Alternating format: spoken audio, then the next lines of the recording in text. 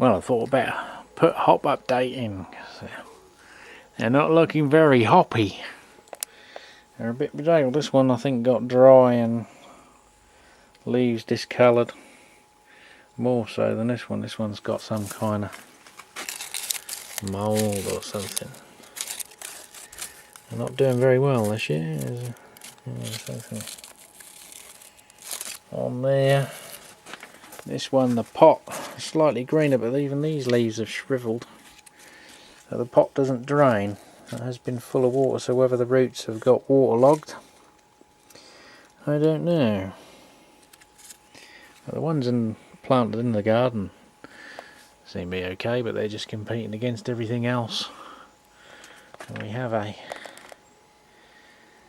elder tree or bush. It's gone absolutely crazy this year. I've left it in here. Was going to do elderflower, but I just missed the time window to pick a few flowers, so it looks like it could be elderberries. As if the birds don't beat me to that one. Well, I thought I'd better come in the old brew shed and check the thing out. It's been a bit lonely. It hasn't had my company for a while. We have got a computer installed in here due to the absence of a laptop that works. And a webcam up there, so we can do a Hbw brew day when the next one is. But yeah, we're hoping,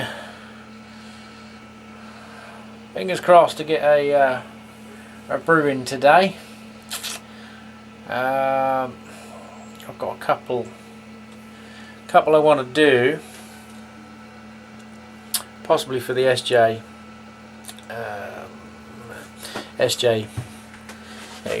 challenge beers.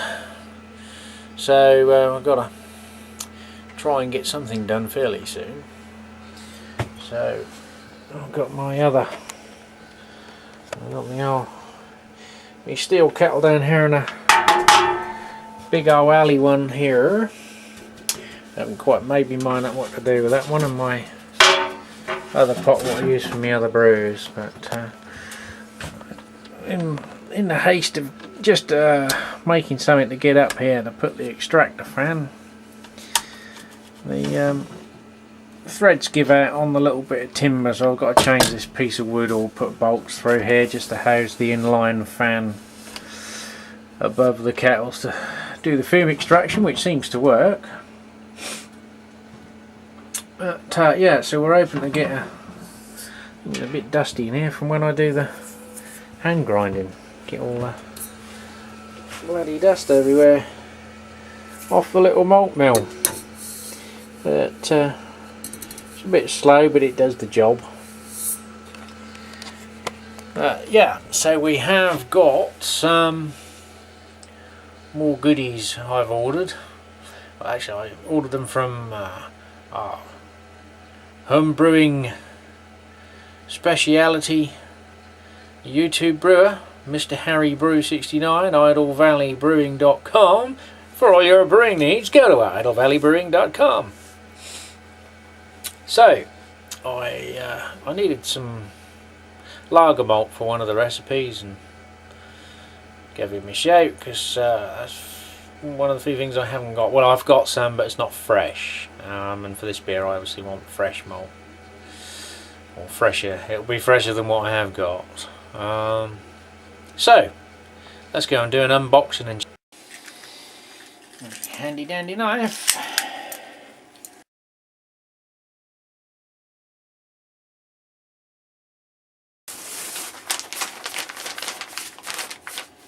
Aha. You know what that is? This isn't part of the Idle Valley Brewing order, but it is part of relevant materials.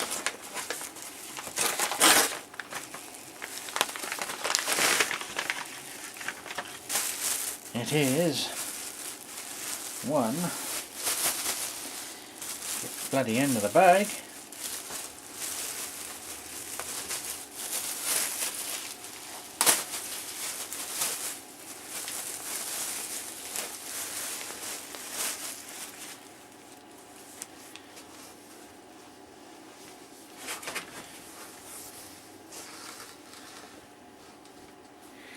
If you hear that in shop. The SJ Porter t-shirt. Right. We'll try that in a little while. We have some more hops. Some Chinook. Some Mosaic. Amarillo.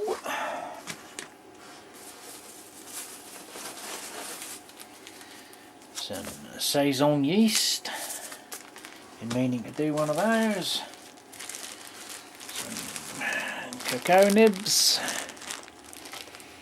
You can even smell them through the bag. And some Protoflock tablets. Because my Irish moss is getting low. Grab some of those. Some Cara dark malt.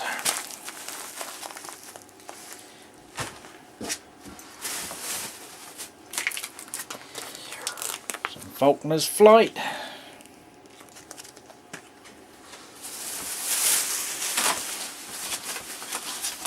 what we have here, a bonus edition of a Harry Bear. I think this is the Amarillo Ale. The old condensations made the label ink run slightly, but it looks like Amarillo Ale.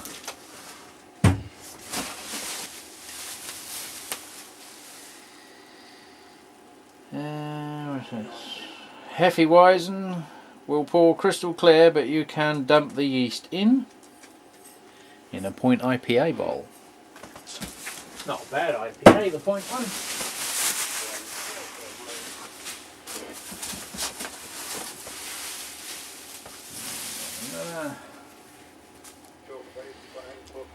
Harry Saison, so we'll find out what the yeast is like. Maybe cloudy, it says. Saisons can be a little cloudy. And the chocolate vanilla porter. Tony's recipe. Nice. 6.9%.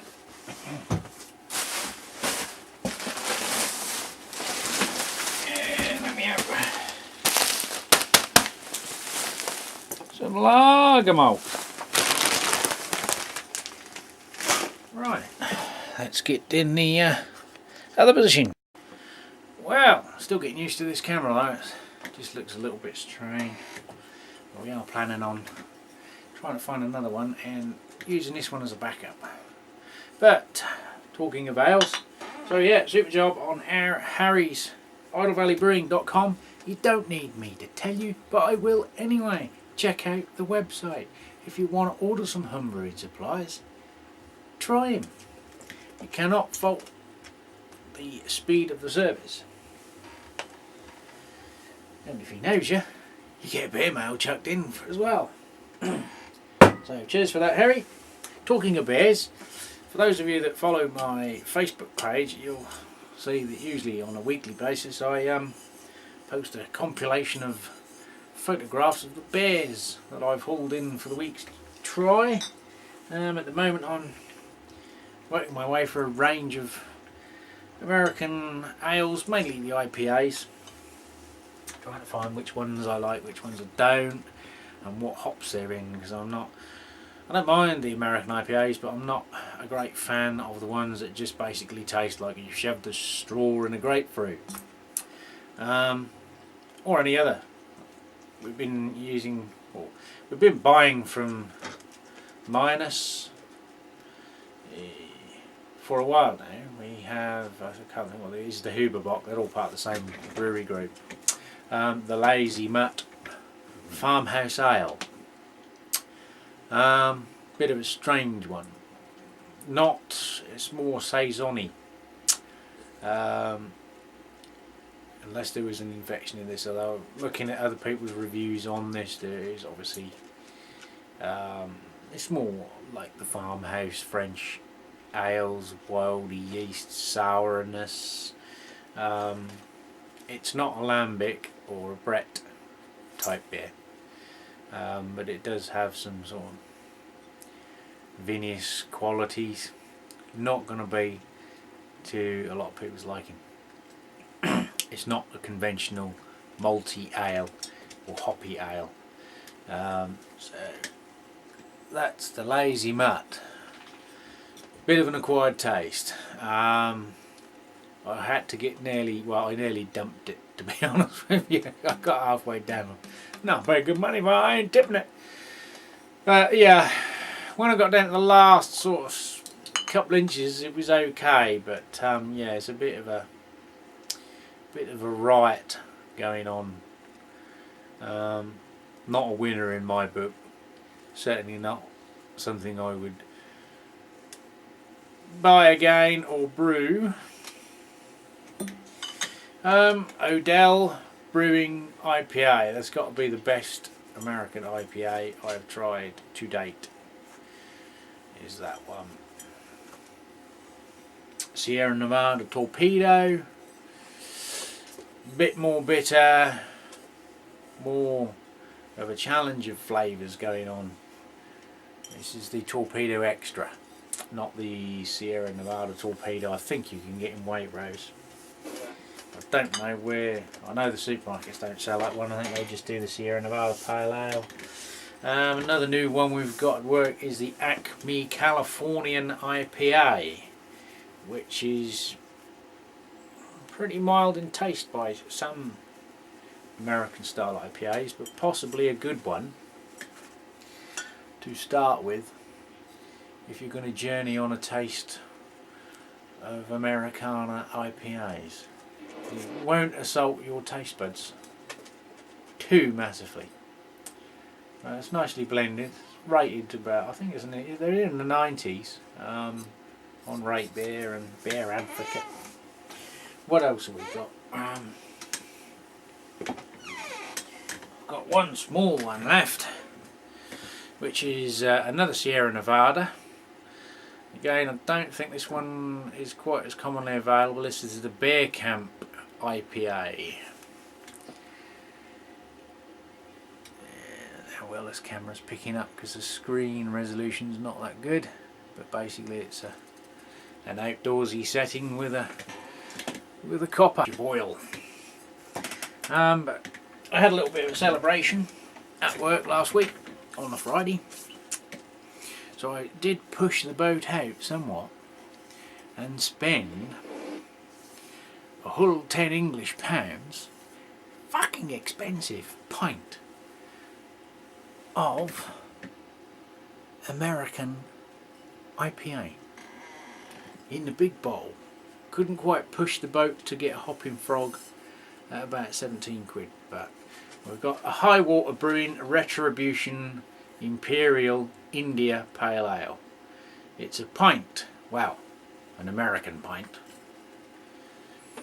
Imperial IPA is brewed for the true connoisseur of all things hoppy. We brew this beer with one theme: go big or go home.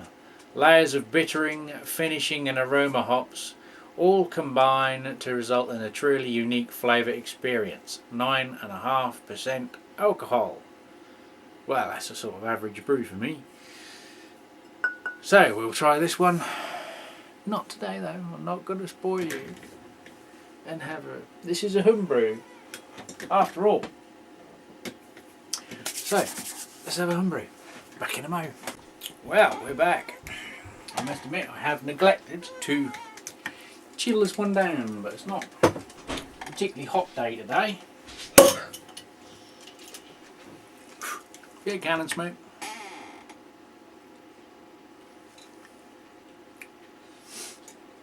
We didn't make the mess last week's. This is my US wheat beer.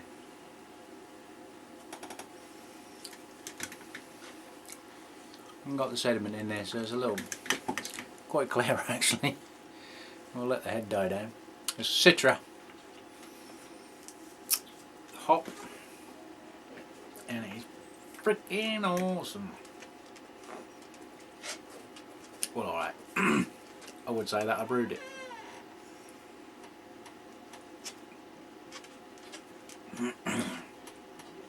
But it's an adaptation of the US wheat beer one from the Good Book. Only I'll just put a little bit more juice in it. It's got a little bit more kick. I think next time I'll brew it to my same grain bill, but probably stretch out the volume. Make it slightly more sessionable and give me more of it to drink.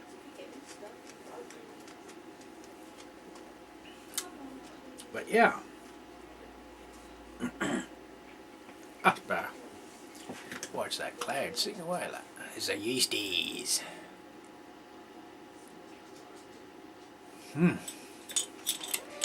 Batteries are going down quick on this camera. Let me just have a sup and I'll tell you.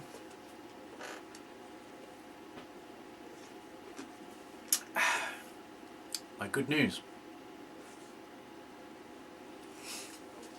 The reason for splashing out on extra beers and being a bit frivolous with the old pennies, so I have to watch those, because those of you that follow the channel, you know I only work part-time.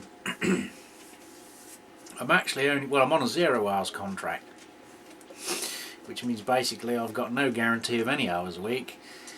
The arrangement was only that I work on a Wednesday, but since just before I started working on the house they bought, I was doing 3 days a week, sorting out stuff in the yard, like the beer crates and all the old bottles. They bought a house, I ended up going over that, renovating a house.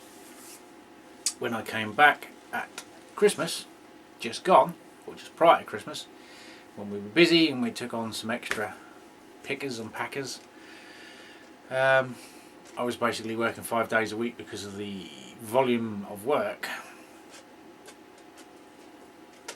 After Christmas, and we get squared up, it dropped back down to 3 days a week. Not because he said anything, but because I just kept turning up. I'd come in on a Wednesday and Thursday and a Friday. No one said nothing, so. And all my other little eggs I had in other baskets have sort of long since gone, so I'm totally reliant really upon the job I have, which is beer related. For those of you that know, I work in a beer shop. This week, or last week, coming up for the World Cup, Father's Day, people having a couple of weeks on holiday, ordering some beers in to sit and vegetate in front of the telly and watch 22 overpaid men kick balls around. And Father's Day weekend, we were extremely busy, more so than normal.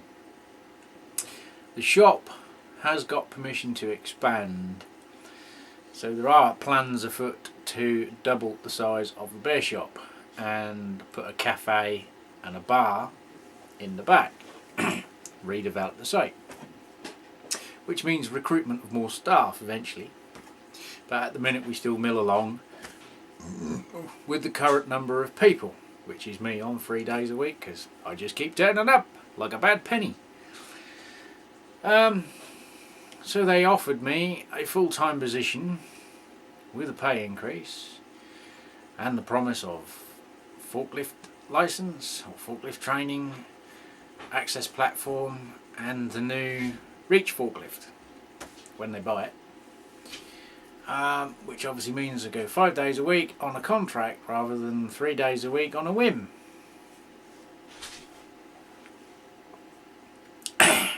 So I now work full time. I had weighed up the pros and cons, time versus money versus a pay increase. It came out at several thousand good reasons to say yes, which didn't take me very long to.